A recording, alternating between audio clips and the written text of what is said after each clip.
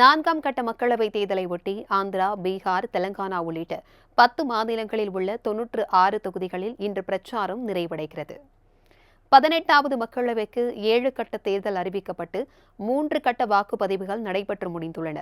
முதற்கட்டமாக தமிழ்நாடு, புதுச்சேரி உள்ளிட்ட 21 மாநிலங்கள் மற்றும் யூனியன் பிரதேசங்களில் உள்ள 102 தொகுதிகளுக்கு கடந்த ஏப்ரல் 19ஆம் தேதியும், இரண்டாம் கட்டமாக கேரளம் உள்ளிட்ட 12 மாநிலங்கள் மற்றும் ஜம்மு காஷ்மீர் யூனியன் பிரதேசத்தில் உள்ள 88 தொகுதிகளுக்கு கடந்த ஏப்ரல் 26ஆம் தேதியும் தேர்தல் நடைபெற்றது.